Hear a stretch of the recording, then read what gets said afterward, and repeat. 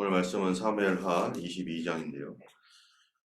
이 말씀은 우리 소위 다윗의 승전가라고 이렇게 말하고 있습니다. 이 다윗의 승전가는 사람들이 언제 기록되었는가라는 것에 대해서 여러 가지 이렇게 생각들이 있는데요.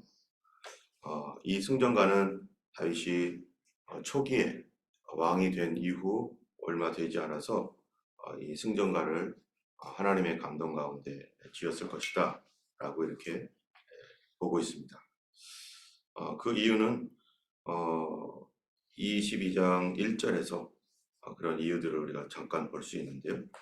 여호와께서 다윗을 모든 원수의 손과 사울의 손에서 구원하신 그날에 다윗이 이 노래의 말씀으로 여호와께 아뢰어, 이렇게 해서 여기 보면은 모든 원수의 손과 사울의 손에서 구원하신 그날에 라고 하는 이 말을 통해서 이것이 다윗의 후반기가 아니라 다윗의 초반기에 왕으로서 그가 등극하여서 사울이 이제 죽고 다윗이 이제 이스라엘까지 다 이제 전체 이스라엘의 왕이 되었을 그때 또 그 어간의 주변에 있는 여러 족속들을 다윗이 정복하고 그 다음에 그들을 무찌른 어떤 그때에 이제 다윗이 자신을 지금까지 인도하시고 나라를 평안케 하시고 돌봐주셨던 그런 하나님에 대하여서 감사하면서 또한 이 안에는 자기의 깊은 간증과 또 신앙 고백이 함께 있습니다. 우리가 살면서 우리가 인생을 다 끝까지 살진 않았지만 중간중간에 우리의 삶을 하나님 앞에서 이렇게 점검하고 내가 어떻게 살아왔는지 이런 것들을 볼 때가 있습니다. 다윗은 자기 자신의 인생 가운데서 어렸을 때 부모님 밑에서 자라고 그리고 왕으로 기름을 부음 받아서 사무엘에게 기름 부음 받아서 10대에 그렇게 되었고 기름 부음 받은 이후에 그 사울에 의해서 계속 쫓겨다니는 그런 삶을 살다가 그리고 드디어 왕이 되었고 그러한 그 세월들을 생각해 보는 거죠. 다윗이 왕이 됐을 때가 약 30세 정도 되었을 때인데 그 30세가 되었고 그 다음에 또 이제 이스라엘 전체의 왕으로 등극하여 7년 반 만에 또 이스라엘 전체의 왕이 되고 그가 다윗이 약 40년 동안을 이스라엘 전체를 치리하면서 자기의 인생을 중간에 점검하며 하나님께 감사하는 그러한 찬양을 쓰게 됩니다. 저도 예전에 그 선교단체, 대학교 선교단체에 있었을 때 매년마다 썼었어요. 매년마다 1년 1년 지나갈 때마다 맨 마지막 때에 그 나의 인생 소감 해가지고요. 내가 어렸을 때부터 지금까지 하나님께서 나를 어떻게 인도하셨는지 그리고 나의 인생을 다시 돌아보면서 앞으로 어떻게 가야 될 것인지 이런 것들을 인생 소감을 쓸 때 매년마다 썼지만 매년 쓸 때마다 내용이 조금씩 달라졌던 것 같아요. 1년 전에 썼던 그 내용과 1년 후에 썼던 내용이 사실은 같아요. 사실 팩트는 같은데 신앙 고백은 조금씩 달라지는 것 같아요. 더 믿음이 생길수록 제가 어떤 고백을 하겠어요. 더 많은 것들이 하나님께로부터 왔던 것들을 다시 깨닫게 되고 또 미래에 대하여 다시 내가 이렇게 가야겠구나 라고 하는 어떤 미래의 방향들을 정하고 또 그 다음 해가 지나면 또 내 믿음이 성숙해지면 그렇게 또 주님을 바라보고 그렇게 하는데 믿음이 연약해지고 떨어졌을 때는 어떻게 내 자신의 인생을 돌아보겠습니까? 정말로 그 지난번에 했던 고백들은 다 사라지고 또 인간적인 어떤 이런 것으로 인해서 탄식과 뭐 이런 것들도 있고 그렇죠. 그런데 다윗은 지금 왕의 치세 초반에 하나님께서 자기에게 승리를 주신 그 은혜에 너무 감격하여 하나님께 이렇게 감사함으로 기도하고 있는 것입니다. 때문에 사람들이 이것이 다윗 후반기에 쓰여졌을 수 없다라고 생각하는 이유 중에 하나가 뭐냐면은 바로 이렇게 하나님께서 역사하신 은혜를 구절절 감사하며 썼던 내용 안에 그가 굉장히 믿음과 확신에 차서 하나님 앞에 이렇게 강력하게 고백했던 것은 다윗 치세 후반이 될 수가 없다. 다윗은 사무엘하 11장부터는 어떡합니까? 그가 범죄하여 그가 쫓겨다니고 아들에게 여러 가지 반란들을 만나잖아요. 아도니아, 또 압살롬, 게다가 세바, 그 나머지 그 뒤에 부분들, 그리고 이제 우리가 또 24장에 보면은 그 뭡니까? 이 인구 조사로 인해서 또 어려움을 당하고, 이러한 일들이 뒤 후반에 다윗의 마지막 반에 이러한 그 일들이 있었는데, 그러한 일들을 가졌을 때는 이렇게 쓸 수가 없다. 그래서 추측입니다. 그런데 아마 저도 그럴 것 같아요. 저도 이렇게 써보니까 하나님의 은혜에 감격하고 은혜 충만할 때는 쓰는 내용이 성령의 은혜 안에서 이렇게 쓰다 보면은 너무 감격스럽지만, 어려워질 때는 이제 그러한 내용보다는 탄식하는 것들이 더 많죠. 어쨌든 다윗은 이제 모든 원수에게 손에서와 또 사울에게서 구원하신 그 은혜를 인생 중간에 이렇게 쓰고 있습니다. 그러면은 다윗은 하나님을 자기는 어떤 하나님으로 보고 있는가? 여러분도 나름대로 나의 하나님을 아실 겁니다. 여러분에게 만약에 당신의 하나님은 누구라고 생각하십니까?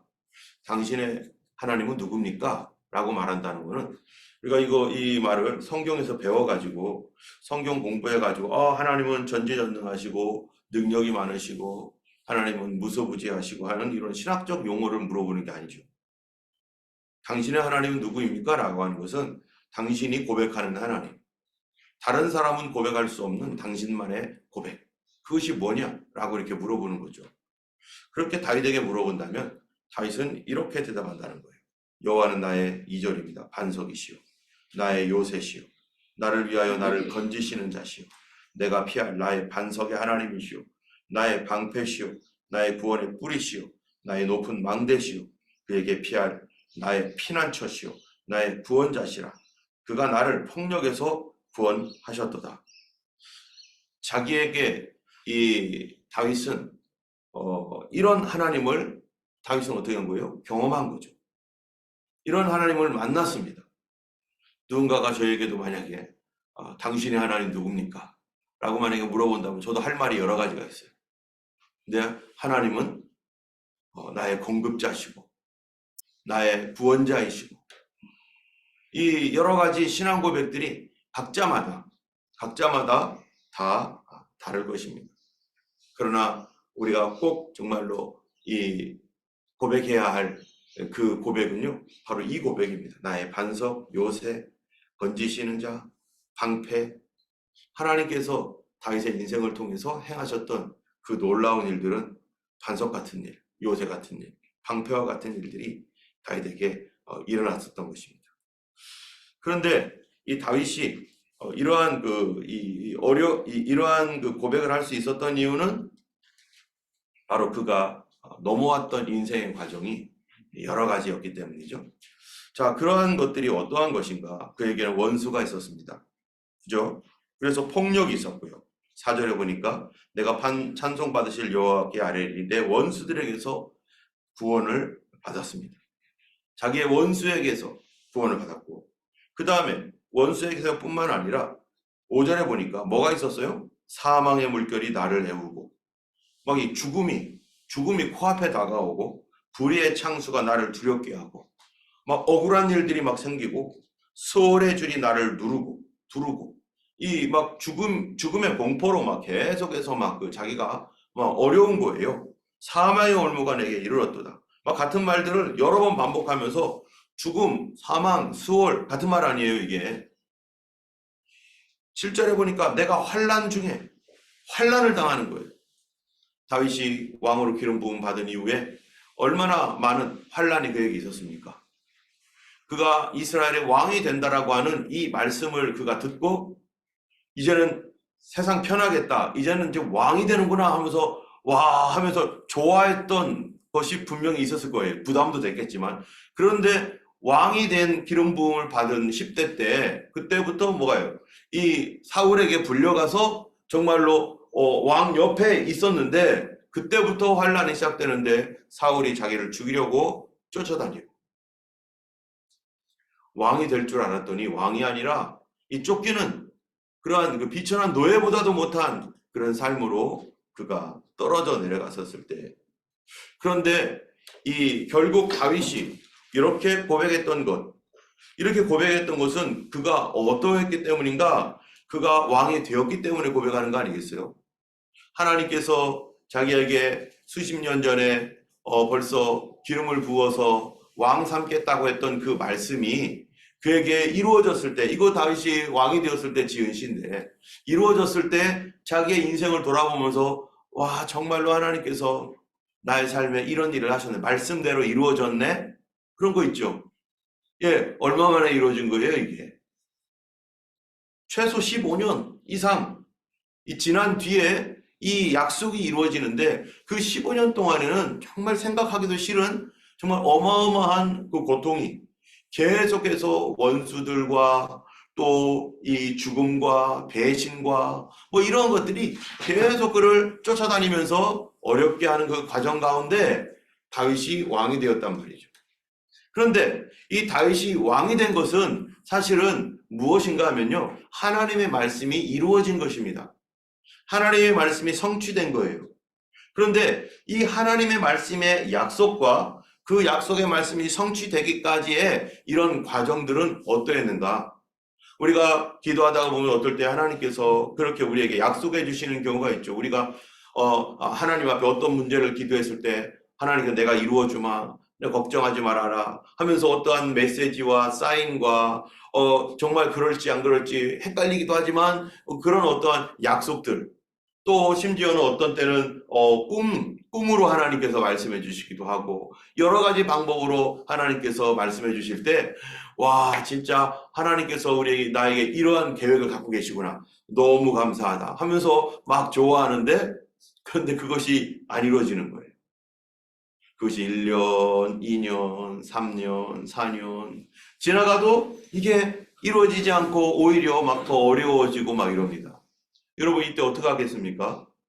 하나님께서 나에게 주신 그래서 예전에 찬송가 있잖아요. 우리가 주여 지난 밤 내 꿈에 배웠으니 그 꿈 이루어 주옵소서 나의 놀라운 꿈 정령 이루어져 주님 얼굴을 배우리다. 주님 얼굴을 배우는 그날까지 그 꿈이 그 약속들이 이루어져 나가는 이 과정이 과연 그냥 가만히 있어도 되는가? 그냥 시간만 보내면서 기다리면 되는가? 여러분 그러면 되겠습니까? 그렇지 않습니다. 다윗의 일생을 볼 때 하나님의 약속과 그 약속의 성취 사이에는요. 하나님께서 열심으로 하나님께서 일을 하시고 역사하시지만 그러나 동시에 나는 어떻게 할까요? 나는 이제 될 때까지 가만히 있으면 되는 게 아니라 나도 어떻게 하는 거예요? 힘을 다하여 수고해야 되는 것이 있습니다. 여러분 골로새서 1장 29절에 보면은 내 속에서 역사하시는 이의 역사를 따라 나도 힘을 다하여 수고하노라.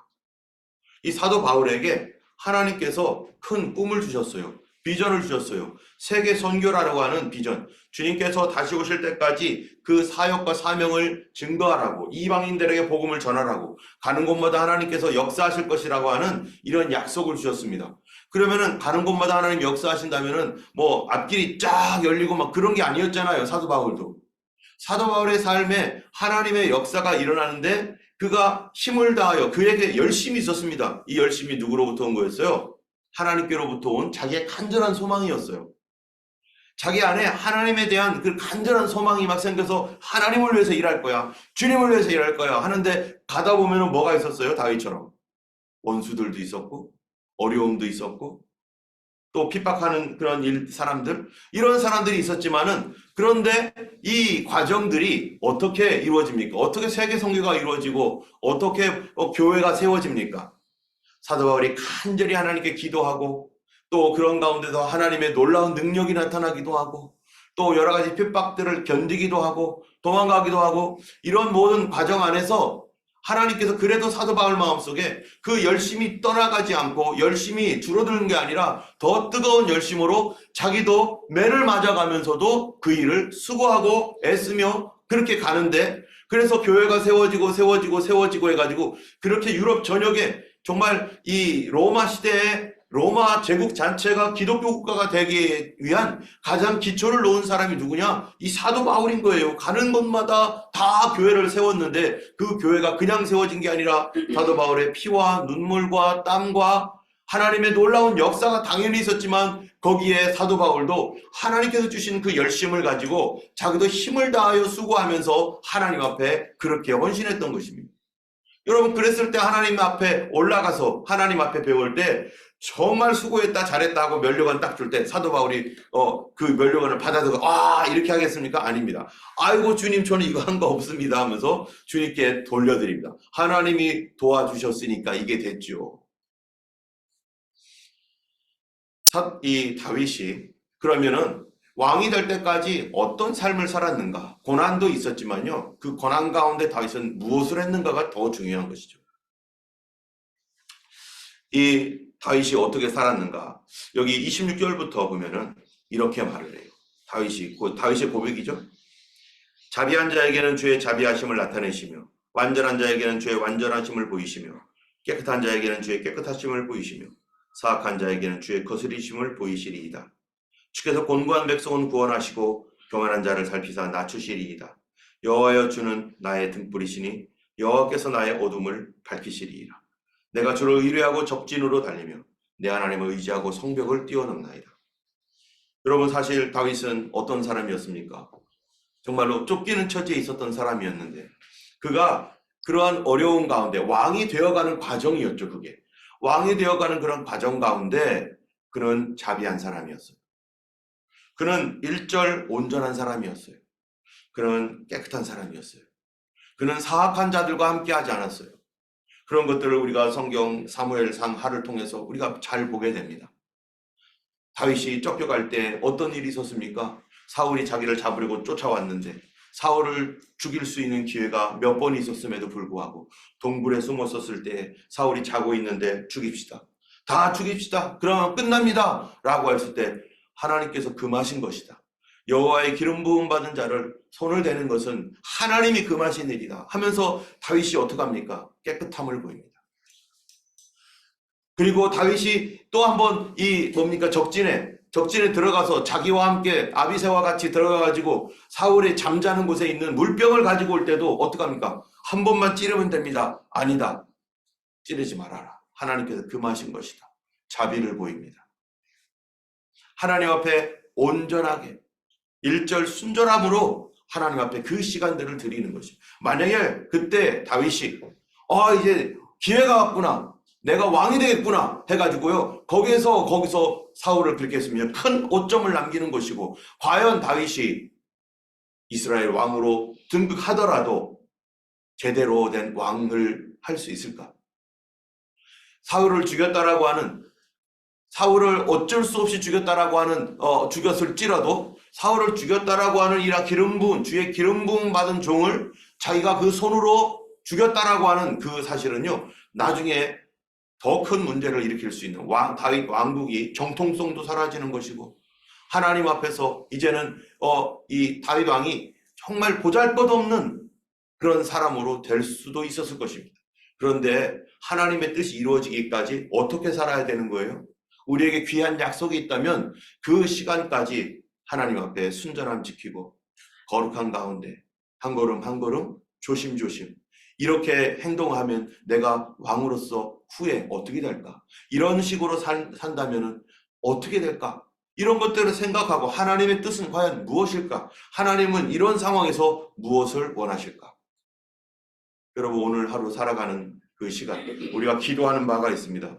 하나님의 인도를 구하고 하나님의 도우심을 구하면서 우리가 걸어가는 이 기간 동안에 또 여러분이 이미 하나님께서 주셨던 어떤 약속들이 있다면, 그런 약속들이 아직 이루어지지 않고 있다면 하나님 그 일을 이루어 주옵소서. 우리 가족들의 구원, 내 몸의 질병, 우리의 삶의 어떤 여러 것들, 그런 것들을 하나님께 주신 약속이 있다면 여러분, 그 약속이 이루어지기까지 어떻게 살아가야 되는 거예요? 주의 자비하시는 자에게, 자비한 자에게는 주의 자비하심을, 완전한 자에게는 주의 완전하심을, 깨끗한 자에게는 주의 깨끗하심을, 사악한 자에게는 주의 거스르심을 보이시나니 주께서 곤고한 백성은 구원하시고 교만한 자를 살피사 낮추시리이다. 야고보서 5장 8절에 보면은 7, 8절에 보면은 그러므로 형제들아 주의 강림하시기까지 길이 참으라. 보라 농부가 땅에서 나는 귀한 열매를 바라고 길이 참아 이른 비와 늦은 비를 기다리나니 너희도 길이 참고 마음을 굳게 하라. 주의 강림이 가까우니라. 우리가 예수님을 기다리는 교회라면 예수님을 기다린다라고만 말하고 그냥 이제 뭐 그렇지 않게 살아가는 사람들처럼 그렇게 산다면 우리가 과연 예수님을 기다리는 사람일까요? 길이 참고 이른 비와 늦은 비를 기다리라. 여러분, 씨를 심으면 씨가 열매 맺는 것은 당연한 이치입니다. 반드시 그렇게 될 거예요. 그죠? 씨는 당연히 그렇게 열리죠. 그런데 그 씨가 열매가 될 때까지 농부는 뭐합니까? 이른 비와 늦은 비를 기다리면서 풀을 뽑아주고 또 밭고랑을 갈아주고 또 거름도 주고 그런 과정을 통해서 하나님이 자라게 하셨을 때 건강한 열매, 좋은 열매가 맺어지는 것처럼 우리 하나님께서 우리에게 주신 귀한 약속과 또 성경에 우리의 성도들에게 주신 그런 하나님 나라의 귀한 보배로운 것들이 있다면 그것이 온전하게 우리 삶 가운데 이루어지고 하나님께 아름다운 열매를 바치기 위해서 우리의 오늘의 삶도 하나님 말씀대로 하나님 앞에 순전함을 지키며 믿음으로 살아가는 우리 모두가 되기를 예수님의 이름으로 간절히 축원합니다. 이 시간 우리 함께 기도하겠습니다. 하나님 아버지, 참으로 우리의 삶 가운데 원하옵기는 주님 오실 때까지 점도 없고 흠도 없고 그리스도의 날까지 그렇게 살아가기 원합니다. 주님 도와주시옵소서. 우리 하나님 앞에 기도할 때 우리 교회가 주의 오심을 기다리는 교회라고 하는 그러한 그 정체성을 가지고 있는데 참으로 말만이 아니라 정말 깨끗함과 거룩함과 완전함과 자비함과 참으로 믿음으로 살아가는 그러한 성도들로 무장시켜 주시고 그렇게 주님 앞에 걸어갈 수 있는, 그리하여 주님 오시는 날까지 그렇게 흠없이 주님 앞에 나타날 수 있도록, 혹시 하나님 제가 걸어가는 길에 아버지 하나님의 잘못된 것들을 선택했다면, 주님 잘못된 길로 혹시라도 가고 있다면, 그냥 안일한 마음으로 하나님 마음을 그렇게 내려놨다면 다시 무장하고 주여 성령님 능력을 주시고 성령 충만하게 하시고 거룩한 마음을 주시고 주님 닮은 거룩한 교회로 세워주시기를, 나와 우리 교회를 위하여 주님 깨끗하게 주님을 바라며 믿음으로 순전하게 걸어갈 수 있는 우리 교회 되도록 성령을 부어주시고 주님의 불을 부어주셔서 악한 것들을 소멸하여 주시도록 우리 함께 기도하겠습니다.